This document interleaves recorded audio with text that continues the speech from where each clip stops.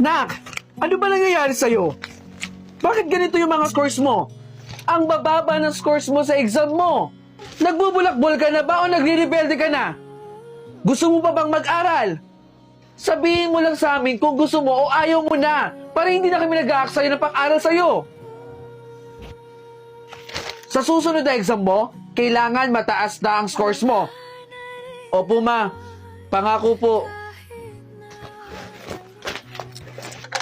Nandiyan ka na pala. Nag-cutting ka daw. Sabi ni Joseph, nakita ka raw ni Joseph habang siya papasok pa lang sa school. Ikaw, nakatambay ka lang dun sa harap na eskwela ninyo. Nag-aaral yung mga kaklase mo, ikaw nandun sa labas.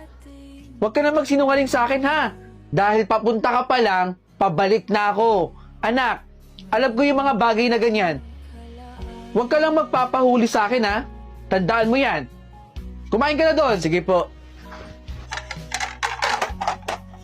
Nak, eto na yung baon mo. Nanonood ka pa? Hoy, anong oras na? Huwag mo sabihin sa akin na wala ka naman balak pumasok. Ilang araw ka nang uma-absent. Ayoko pong pumasok, ma. Ano bang matututunan mo dito sa bahay? Ha? Pumasok ka para meron kang knowledge. Puro ka nood ng TV eh. Kumilos ka na. Kailangan pagbalik ko, nandun ka na sa eskwelahan, okay? Halika na rito!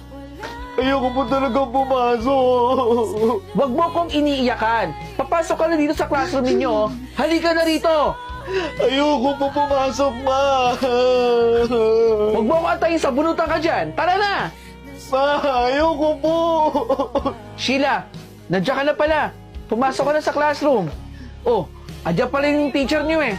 Sir, bakit po ba ayaw pumasok nito? Binubuli po ba siya dito? Anak, bakit parang takot na takot ka? Tara na, Sheila. Ayoko pong gawin yung mga ganung bagay. Di ba gusto mong pumasa? Tara na, gawin na natin yun. Ayoko po. Di bali na po ako bumagsak kesa pong gawin yung mga ganung bagay na gusto nyo.